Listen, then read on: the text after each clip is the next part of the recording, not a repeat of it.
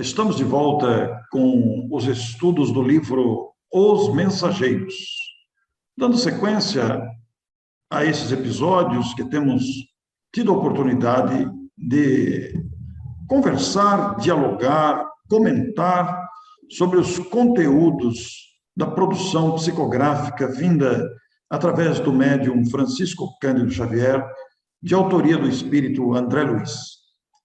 Estamos hoje com o episódio número 13, capítulo número 13, Ponderações de Vicente. Nós estamos acompanhando nos capítulos anteriores, já disponibilizados aos amigos que nos acompanham, a experiência do espírito André Luiz junto ao Centro de Mensageiros, acompanhado do seu colega médico, que também foi médico quando encarnado como ele, e eles têm tido a oportunidade de visitar dependências do Centro de Mensageiros, aprendendo com os diálogos com outros amigos. Nos capítulos anteriores, nós vimos mediunidades fracassadas, esclarecedores fracassados, e André Luiz declara na abertura do capítulo aqui que ele havia aprendido bastante. Estava bastante impressionado com o que pudera observar. Mas ele não insistiu com Vicente para prolongar no Centro de Mensageiros. Nós temos uma imagem aí de André e Vicente, no jardim, a imagem de Mozart Couto, que ilustra aqui o início das nossas apreciações. Américo. Acho que tem tanta informação que o André chegou a ter um tilt, né? Pediu para sair do Centro de Mensageiros. Ele mesmo disse que a quantidade de informação recolhida era muito grande. Aí foram dar uma passeada e foram conversar, porque o papo continua. Nós vamos ver que tem lição aí também nessa conversa, e que aparentemente despretensiosa, tem muita coisa para a gente aprender. É um capítulo muito importante da obra, considerando a extensão, como disse o Américo, muita coisa para ser observada, pensada, refletida aqui. Porque até aqui, Américo, nós vimos aí os centros de treinamento para aqueles que assumiram tarefas na mediunidade. E mesmo sendo médiums ou esclarecedores, atendendo encarnados ou desencarnados com a tarefa mediúnica. E André estava impressionado com toda aquela questão. Como é que poderiam caber tantas responsabilidades a essas criaturas? E ele confessa que não chegou a conhecer pessoalmente durante a encarnação nenhum médium, nenhum doutrinador ou esclarecedor da tarefa espírita, justificando agora sua surpresa. E o Vicente, como quem disse, não viu nada ainda, rapaz. Inclusive, o Vicente diz uma coisa que também me passou despercebida em outras leituras, né? Ele vai dizer assim, olha, aqui existem locais para a gente conversar sobre oportunidades perdidas. Olha só, que interessante, essa troca de experiências com aqueles que erraram em determinado ponto ou perderam uma oportunidade na vida de fazer essa ou aquela coisa. E isso deve ser muito importante, essa troca, porque nós somos imperfeitos ainda, portanto, a chance de erro é muito grande. Numa encarnação, nós temos grandes chances de errar, às vezes continuamente, inclusive, precisamos tomar cuidado. Então, essa é uma atividade que eles fazem lá em nosso lar. No núcleo de nosso lar, existem locais para isso. Eles estão aí, como a gente viu no desenho, conversando a respeito de erros do passado. Pois é. Vicente pergunta se André já havia visitado alguma dependência do Ministério do Esclarecimento, recebendo a negativa. Não, ainda não.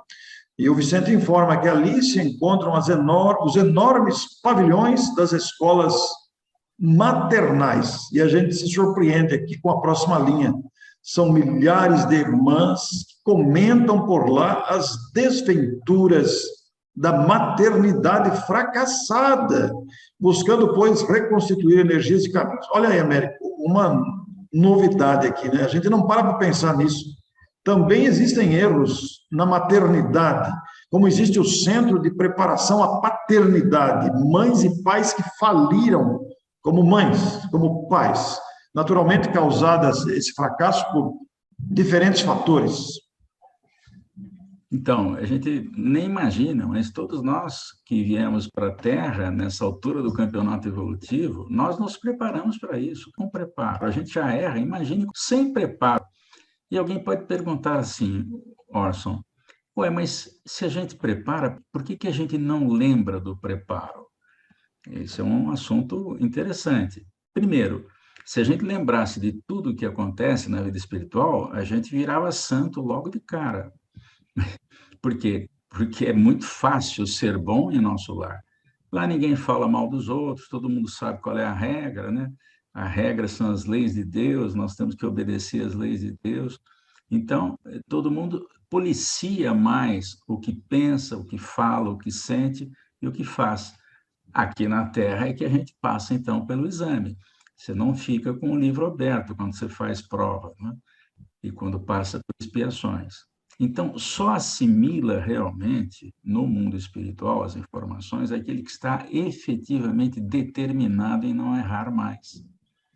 Então, essas experiências de falência que nós vimos aí, Monteiro e Companhia Limitada, é porque eles faliram, mas agora eles estão interessadíssimos em não errar mais. Porque nós somos muito imperfeitos e os problemas que nós temos decorrem das nossas imperfeições. O Kardec até comenta no livro dos Médiuns, né, que os nossos sofrimentos estão ligados às nossas imperfeições. E dá um exemplo bem simples, mas que dá uma ideia do que está por trás disso. O Kardec diz assim, se nós temos 10 imperfeições, então nós temos uma certa quantidade de consequências, né? Se eu fizer as imperfeições caírem à metade, se eu cuidar de 5 delas e ficar só com 5 imperfeições, eu vou sofrer a metade. É claro que essa conta é muito linear, mas não é exatamente desse jeito. Mas dá uma ideia do que ele quis dizer com isso. O sofrimento que nós temos na Terra é decorrente das imperfeições. Por quê? A gente não sabe tratar direito os outros, a gente não sabe levar a bom termo determinada tarefa, então a gente vai criando confusão por onde anda. Então, na vida espiritual, a gente treina, mas aqueles que assimilam realmente as informações, elas vêm dentro da pessoa e brotam como se fossem insights, como dizem os psicólogos, porque vem lá de dentro, aquilo já está arquivado, já foi assimilado, e a pessoa vai agindo de acordo com aquilo que já aprendeu. Você imagina, Américo, o preparo para ser mãe, tarefa maternidade, ou ser pai, paternidade. Exige uma consciência da responsabilidade, da verdadeira missão de encaminhar aqueles que estão sob a nossa responsabilidade na condição de filhos, temporariamente, é claro, considerando a presente encarnação. Foi feito um preparo para isso. E aqui chegamos, e muitos pais e mães caem pelos caminhos da indiferença, do abandono, dos maus exemplos, dos comportamentos que contagiam imperfeições, que estimulam imperfeições. Isso vai gerar uma sensação de fracasso depois, porque quantos espíritos não faliram por causa dos maus exemplos dos pais, seja pai ou seja mãe? Quantas mulheres abandonam os filhos? Quantos pais abandonam os filhos? Quantos casos de maternidade fracassada em função de abortos provocados, de total indiferença pelos filhos, de agressividade aos filhos que a gente vê diariamente aí no cotidiano da mídia. Então, é muito grave isso, Américo. Preparação também, a gente pensa só em preparação para médiums, para esclarecedores, olha aí, pais e mães. É impressionante, a preocupação do mundo espiritual é justamente em preparar tarefeiros nas mais variadas áreas do conhecimento que possam errar menos, né? Até que de reencarnação em reencarnação a gente elimine imperfeições, né? Isso já está acontecendo, é claro, nós chegamos num estágio evolutivo muito diferente do da Idade Média. A cada 100 anos a gente percebe uma evolução fantástica na história da humanidade. Se você perguntar se alguém quer nascer no século XVIII, no XIX, no XX ou no XXI, você vai ver que todo mundo quer nascer no século XXI, onde pelo menos tem um mínimo de respeito a leis, claro que não é em todos os países ainda, tem um mínimo de tecnologia, né? E ninguém quer voltar para trás. Né? Por quê? Porque a humanidade está progredindo, né? E a cada vez vai acelerar esse progresso. Enquanto você falava, eu fiquei pensando na quantidade de espíritos que precisam da orientação precisa de um pai e mãe, e que às vezes não dão importância a essa presença marcante e que marca para a vida toda mesmo a mentalidade de um ser durante a infância. Mas o nosso Vicente, ele avança aqui. Nesse mesmo ministério temos a especialização médica. Também receberam preparação e treinamento para atuarem na medicina, mas muitos se perdem nas oportunidades de elevação, porque ficam ali agora discutindo as causas desses fracassos, em quais caminhos se deixaram seduzir pela ganância ou pela indiferença aos doentes, pela negligência ao dever diante da profissão como médico. Então, nós vemos aí uma extensão de preparos que vai além da nossa imaginação. E o André refuta, mas fomos médicos, nós somos médicos, não nos achamos lá nessa discussão. E o Vicente explica, então, bondoso. Infelizmente, para nós, ambos, caímos em toda a linha. Não só na qualidade de médicos, mas muito mais como homens. Pois que disse a você o que sofri, mas ainda não contei o que eu fiz. Agora está abrindo um outro caminho aí. O André realmente não sabe o que Vicente fez. Falou, eu fracassei, mas sofri os efeitos, mas ainda não falei o que eu fiz. O que será que ele fez, Américo? Acho que não tem quem chega na Sular que não tenha problemas para resolver. Por isso que é uma cidade, um núcleo de transição. Nessa obra do André, nós vamos ver que pouquíssimos estão fazendo a transição para a esfera superior. A grande maioria vai ter que voltar à Terra, exatamente porque não conseguiu média, vamos dizer assim, para concluir as suas provas. Né? Então, vai repetir as provas. Né? E isso vale para qualquer profissão, para qualquer atividade que a pessoa desenvolva na Terra. Né? Então, os médicos também passam por isso. Né? Mas ele vai dizer aí também que existem o Instituto dos Administradores, onde os espíritos se preparam para corrigir os erros cometidos na mordomia.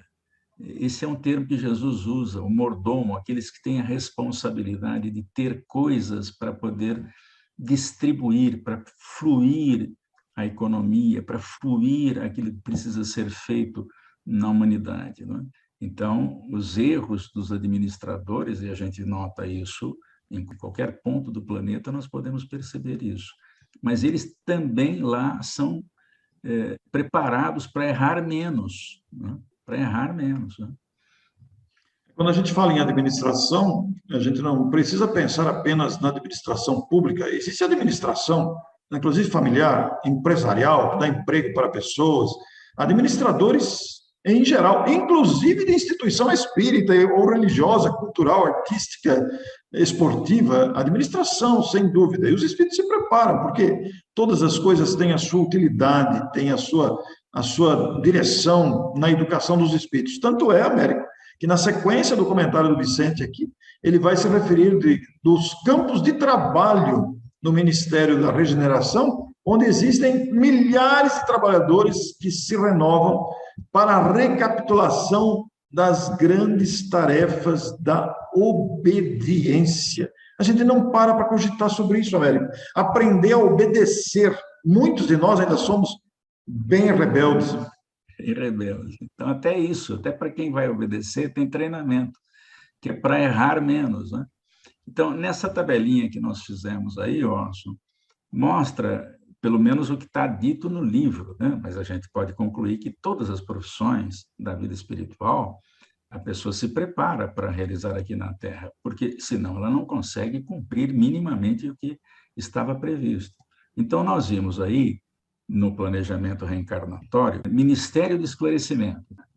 tem alguns institutos importantes: o Centro de Mensageiros, as escolas maternais, os centros de preparação da paternidade, centros de especialização médica, Instituto de Administradores. E ligado ao Ministério da Regeneração, veja que tem uma diferença de ministério. Ligado ao Ministério da Regeneração estão as tarefas da obediência. São aquelas pessoas que não usaram adequadamente o mando e aí vão ter que voltar para aprender a obedecer, para depois voltar a poder usar a possibilidade de gerenciar pessoas, um grupo, uma família. E isso, Orson, acontece no planeta todo. Todas as esferas do planeta, ligadas a que país for, têm institutos de preparação para aqueles que vão reencarnar na Terra. É uma coisa fantástica, é um serviço que não para. Tanto que, quando a gente, às vezes, vai a um velório e alguém olha assim para o sujeito que está indo embora, enfim, descansou. É só para acostumar quando chega na vida espiritual, porque se ele tiver alguma habilidade, ele já tem o que fazer quando o que precisa fazer. Porque o que não falta é serviço. O André está de cabelo em pé com a quantidade de serviço que ele viu, que nunca imaginou na vida encontrar na vida espiritual, quando estava aqui na Terra. Que coisa importante, né? Essa observação. Por isso, vamos tratar de treinar bem para quando chegar lá já ter o que fazer. Né? Eu devo me candidatar lá a fazer lives, né?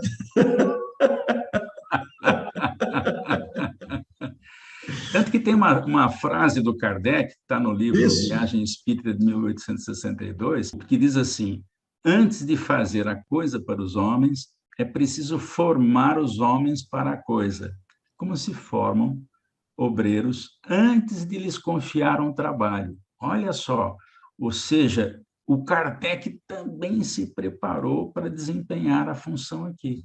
Então, ele anteviu os problemas que ele ia ter, quais seriam as dificuldades principais, que atitudes que ele devia assimilar para fazer. Por exemplo, uma das coisas que o Kardec tinha, que era muito forte, era não reagir a provocações. Porque quando você reage a provocações, você desmonta a possibilidade de influir moralmente sobre os outros. Então, era uma coisa que ele não fazia. Ele defendia a doutrina, os ataques a ele aprendeu a não reagir.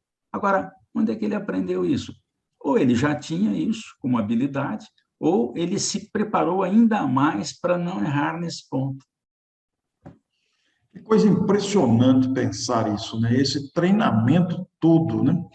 É interessante porque, por ocasião do mês de agosto, setembro, nós nos lembramos, neste ano de 2021, sobre os 190 anos do Dr. Adolfo Bezerra de Menezes. Vieram à baila várias produções clássicas desse espírito, que deixou uma contribuição notável, inclusive antes, né, durante a sua encarnação. Entre esses livros está A Loucura sob Novo Prisma, e que foi publicado 20 anos depois de sua desencarnação, por volta de 1920. E este livro é resultado dos estudos que Bezerra se dedicou em função da severa obsessão sobre o filho mais velho. Ele já era espírita, mas a obsessão sobre o filho mais velho despertou nele o desejo de aprofundar estudos em Kardec para estudar a questão não como loucura física, mas como influência obsessiva severa. Então, a gente vê aí os treinamentos todos, né, porque deixou uma contribuição valiosíssima com esta obra, que agora volta à baila com muita força novamente, em função até da recordação e homenagem a esse espírito. A gente vê aí a dedicação de um espírito, porque aqui o nosso Vicente acentua: somos numerosos os falidos nas missões terrestres. Eu me lembrei do Bezerra também, América, que o Bezerra teve muitos filhos, né? Então ele tinha a missão da paternidade, muitos filhos, casou-se 2 vezes, o amor da vida dele era a primeira esposa, mas casou-se com a segunda, que também se transformou no amor da vida dele, teve muitos filhos, uma tarefa imensa, amava os filhos profundamente, né? E nessas descrições do livro, esse afeto espontâneo de pai interessado em ajudar os filhos, inclusive esse filho mais velho, desencarnou antes dele, mas o Vicente vai trazer aqui. Somos numerosos falidos nas missões. Então, quando a gente se refere a esses espíritos, a gente vai lembrar desses espíritos preparados para essas tarefas, que souberam cumprir a preparação a que se dedicaram, né? Mas o Vicente faz uma observação muito interessante aqui, Américo, que todos os que chegaram ao nosso lar devem ser levados à conta de extremamente felizes. Olha só, o André não esperava essa. Esperava essa. É um prêmio, né? Tanto que só entra em nosso lar quem reconhece os próprios erros. Nós vimos lá olha o detalhe. Nós vimos no livro anterior que teve uma moça, uma senhora que quis entrar na cidade e ela se achava, né, sendo que ela cometeu uma série de irregularidades, né? Enquanto a pessoa não reconhece que ela tem erros para corrigir, não entra em nosso lar. Lá só entra quem está percebendo que tem que melhorar, e não é pouco, é muito. Pois é, o Vicente lembra que há dois ministérios celestiais, como o da elevação e da união divina, cuja influenciação santificante, como está aqui no texto, eleva o padrão dos nossos pensamentos sem que o percebamos. O simples fato de estarem ali, sob a influência desses dois ministérios mais elevados dentro do próprio nosso lar. Então, para André, isso aí foi uma informação, inclusive para nós que estamos aqui lendo e relendo o livro, representa uma bênção, o estágio, diz Vicente, ali em nosso lar. E por mais que trabalhemos, e olha que o André trabalha, hein, nunca retribuiríamos a esta colônia na medida de nosso débito para com ela. Será que já paramos para pensar nisso? Que a gente tem débitos também. Eles têm débito com a colônia, nós temos débito com o planeta que nos abriga aqui, temos débito com a família que nos acolheu, a cidade, o país. A gente não para pensar nisso, Américo. E com todas as gerações que nos precederam, porque nós estamos aqui graças a eles, né? As gerações que nos antecedem nos deram a oportunidade da vida. E várias vezes, isso é um ciclo, né?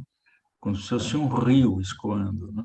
Onde nós voltamos alternadamente as posições de filho, pai, avô, para novamente ser filho, pai, avô, não necessariamente na mesma família terrestre, mas no mesmo grupo familiar de espíritos que se afinam. E entre os espíritos que se afinam, tem aqueles que se afinam se degladiando também, né? Eles têm afinidades no desafeto. Então, nós temos um grande número de espíritos que estão associados a nós, entre afetos e desafetos, e nós vamos gravitando em torno uns dos outros, até que a gente supere e não precise mais encarnar na condição de espírito sofredor para passar pelas consequências que nós produzimos. Aí a gente pode até sofrer, mas normalmente em missão, em tarefa, onde o amor pelos outros nos faz sofrer, mas a gente está para servir os outros, onde quer que seja. Então, nós temos alguns exemplos na humanidade que passaram a vida inteira servindo, mas sofreram. Por quê? É planeta de expiação e provas, não tem jeito, né? A própria história da humanidade, no seu contexto geral, mostra isso, né? Afinidades benéficas e afinidades conflitantes. Mas essa é a história da humanidade. E o nosso Vicente diz, a nossa situação aqui é de abrigados em verdadeiro paraíso, pelo ensejo edificante que nos oferece, que é exatamente servir. E aí, quanto aos outros companheiros nossos, ele fez um silêncio um tanto demorado e falou: muitos estão fazendo angustiosas estações de aprendizado em regiões mais baixas. São infelizes prisioneiros uns dos outros pela cadeia de remorsos e malignas recordações. Américo, isso aí é muito grave, porque quantos espíritos não estão verdadeiramente, literalmente, né, presos, algemados pelos ódios, pelas mágoas, pelos remorsos também, não conseguem ascender às regiões mais equilibradas, digamos assim, né? E no que concerne à medicina, como foi referido, os dois eram médicos, né? Os colegas em bancarrota espiritual são muitos. Você até tem uma frase aí para se referir a essa questão. A saúde humana é patrimônio divino e o médico é o seu sacerdote. Então, essa informação é importantíssima, porque mostra que todas as áreas do conhecimento exigem da pessoa que ela seja o sacerdote, aquele que comanda, aquele que dá o exemplo, aquele que orienta.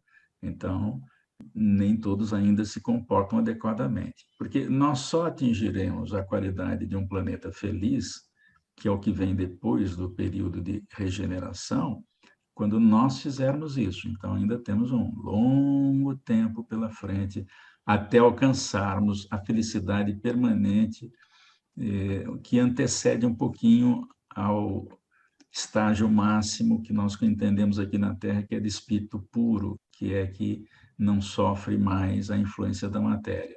O espírito puro não sofre mais essa influência, ele passa a influir. E aí começa um outro processo evolutivo, né? Porque ele vai, assim como o Cristo, vai administrar um planeta, depois ele administra um planeta maior, depois ele administra 2, 3, 4, até administrar um sistema solar, depois uma constelação, depois uma galáxia, e vai embora. Que bonito. Que coisa boa, né? E os comentários na sequência da frase aí são muito expressivos, né? Porque os que recebem o título profissional, ele está se referindo aos médicos, né? Que eles são médicos, inclusive. Os que recebem o título profissional, sem deles se utilizarem a bem dos semelhantes, pagam caro a indiferença. E olha o que é a informação que tem aqui. Os que dele abusam são situados no campo do crime, são considerados criminosos, Américo. Isso vale para qualquer profissão, mas quem trata com a vida humana, sem dúvida, que é a medicina. Então, aí o risco é maior. O erro pode provocar um dano maior. Por exemplo, por negligência, é possível provocar uma morte, né? E isso gera uma responsabilidade correspondente, por tirar a oportunidade da vida de uma pessoa que se preparou para reencarnar, que tinha que passar pela prova daquela doença, mas que ficou na mão de um médico que não se preparou para fazer a tarefa adequadamente, ou ficou interessado em outras coisas, vai ter muita coisa para corrigir, né? Inclusive, ele traz um exemplo na sequência aí de um amigo dele, mas antes disso, ele se refere a Jesus, que não foi somente mestre, foi médico também, deixando o padrão da cura para o reino de Deus. Proporcionava socorro ao corpo e ministrava fé à alma. Os exemplos lembrados, né? Jesus reanimava os doentes, dava-lhe esperanças novas, convidava-os à compreensão da vida eterna, expulsava febres malignas, curava leprosos, cegos de nascença, levantava os paralíticos, mas não ficava apenas nisso, ele estendia além do trabalho. E não só os médicos, como você se referiu, a todas as profissões, mas todos nós podemos também, de alguma forma, ainda que imperfeitamente, nos esforçarmos nessa direção. Sermos instrumentos de esperança para as pessoas, não jogar balde de água fria na esperança, e, ao mesmo tempo, incentivarmos as criaturas ao crescimento. E ele vai se referir ao amigo dele, colega de profissão, que faliu muito como homem e como médico, era um grande cirurgião, mas se impressionou demais com as aquisições monetárias americanas e caiu desastradamente. É a expressão que está aqui no texto. Ele se tornou muito famoso, foi muito considerado, né? Virou um expoente da medicina, e aí passou a ganhar muito dinheiro, é natural, as pessoas procuram esses médicos que têm experiência. Mas quando a pessoa só se preocupa com o dinheiro, ela pode criar confusão. E foi o que aconteceu. Alguns pacientes morreram na mão desse médico. Os parentes já desencarnados, que estavam preocupados com aquele que estava lá doente, perceberam nele essa preocupação só com dinheiro. Ele estava só interessado no recurso monetário, a partir de determinado ponto da carreira. E aí começaram a persegui-lo. Olha só, às vezes a pessoa ganha de presente uma obsessão, não de um, mas de muitos espíritos. Inclusive, você tem uma cena aí, médico com a mente do comércio da profissão, não interessado a cumprir essa verdadeira missão da medicina, mas interessado apenas no dinheiro. E essa observação aqui do colega de profissão, que, apesar de não ter culpa na morte dos pacientes diretamente, mas gerou nas pessoas, nos familiares, gerou um sentimento de ódio contra ele, causando aí perseguição a ponto de dois deles o esperarem após a desencarnação. E ficou meio que escravizado desses dois espíritos vingativos que viam nele a responsabilidade por aquela situação que consideravam negligência. Então, ele não tem culpa, nada fez para interromper a existência deles. No entanto, ele foi responsável pela inimizade. Américo, isso aqui me fez pensar muito, porque muitos casos de inimizade surgem, às vezes, sem a gente saber. É complicado, hein? Complicadíssimo, né? A gente não percebe. Às vezes, a nossa atitude provoca inimigos, né? Claro que a gente não tem como não provocar inveja, porque se a pessoa inveja alguém, é problema dela. Agora, fazer inimigos, isso nós não devemos fazer, não. Nós não podemos controlar aquele que vai invejar, mas nós podemos controlar perfeitamente para não fazer inimigos. Então, tomar cuidado, porque isso nós vamos ter que levar em conta em algum instante de reparação para isso. Inclusive, tem um trecho aqui muito importante que a gente não pode deixar de citar. Perante a justiça divina, portanto, ele não resgata crimes inexistentes, está se referindo ao colega médico, mas repara certas faltas graves e aprende a conhecer-se a si mesmo, a entender as obrigações nobres e praticá-las, compreendendo, por fim, a felicidade dos que sabem ser úteis com segurança de fé em Deus e em si mesmo. Por isso, a frase que vem na seguinte aí, na sequência, muito apropriada para esses comentários que estamos fazendo. A frase é: a noção do dever bem cumprido é uma luz firme para o dia e abençoado travesseiro para a noite.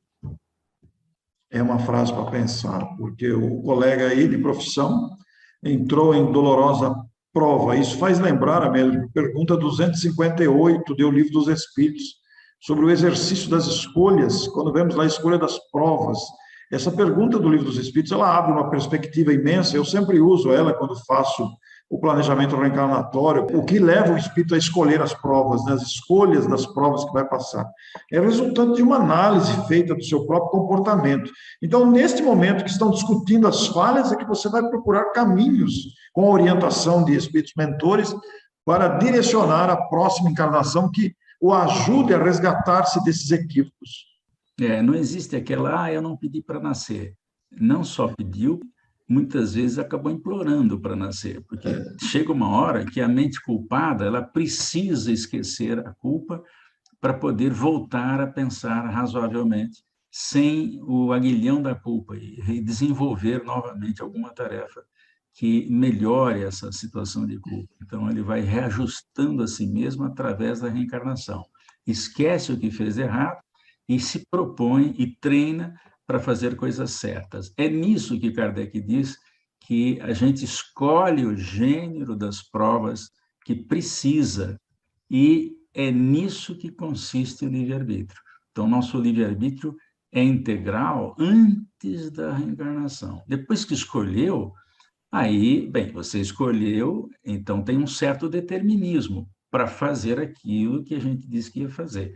E mesmo dentro desse determinismo, nós temos um grau de liberdade para fazer mais ou menos, para fazer bem, para fazer mal, ou até não fazer. Então, isso também nós temos livre-arbítrio aqui, quando decidimos se fazemos aquilo que planejamos ou não.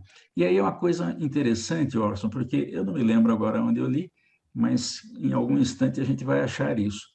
Quando um espírito consegue minimamente concluir a sua tarefa, aquilo que estava planejado, ele sente uma alegria que ele não sabe de onde vem. Isso é muito bonito de pensar, né? É uma alegria, talvez, consciencial, Américo. Ele não sabe de onde vem, porque havia um compromisso anteriormente traçado e que ele conseguiu atingir. Deve ser uma alegria muito grande, realmente. Ainda são poucos ainda os que chegam à vida espiritual com essa alegria. Mas, em algum instante, isso vai começar a acontecer mais vezes, porque de tanto errar, a gente começa a errar menos. Então, nós vamos aprender a errar menos. Nada como uma reencarnação após a outra. Eu quero aproveitar o ensejo aqui para sugerir aos amigos que estão nos vendo que consultem as perguntas 258 e seguintes, que dão uma visão muito abrangente sobre essa questão da escolha das provas no exercício do livre-arbítrio, nesta autoanálise sobre os equívocos e as perspectivas futuras. E o André disse que compreendeu agora. E aí, diante dessa compreensão de André, há uma frase no livro aí maravilhosa, né? Onde exista uma falta, e nós podemos aqui expandir a imaginação para pensar numa falta qualquer, pode haver muitas perturbações. Onde exista uma falta, isso pode desencadear uma série de perturbações em nós, nos outros, nos familiares, coletivamente, etc. E aí nós somos responsáveis, teremos que reparar isso. E olha só como ele conclui aqui esse trecho do parágrafo. Onde apagamos a luz, Américo, se apagamos a luz, tem uma abrangência também, podemos cair em qualquer precipício. É melhor acender a luz, então. Eu diria até que qualquer casca de banana, não precisa ser nem precipício. Para cair, basta uma casca de banana. Então... Que coisa, né? Que capítulo magnífico esse. Vocês repararam que nós ultrapassamos hoje os 30 minutos, mas não era para menos. Não tinha como nós encurtarmos esse magnífico capítulo do livro Os Mensageiros, porque verdadeiramente é um capítulo importantíssimo, é um capítulo de amplas reflexões. Nós reiteramos aqui para que você releia e veja o capítulo na íntegra, porque ele é muito valioso. E ficaram quietos os dois aqui, estão andando um ao lado do outro, como se estivessem, o próprio André principalmente, surpreendido, né? Defrontando as avenidas de rosas. E aí o Vicente convidou, regressemos ao núcleo, devemos ouvir Aniceto ainda hoje, porque o serviço continua, Américo. Agora vai começar o serviço mesmo. Se bem que qualquer trabalho útil é serviço, né? Então, qualquer atividade útil é serviço. Então, eles tiveram uma atividade de aprender com os erros dos outros, né? Que já é uma grande coisa, né? Pois é, semana que vem nós temos o capítulo 14, no episódio 14, que tem o título Preparativos. Vamos ver o que André vai nos apresentar sobre alguma preparação. O que será que vem pela frente? Semana que vem a gente continua, Américo. Até lá. Muito obrigado a você. Até lá.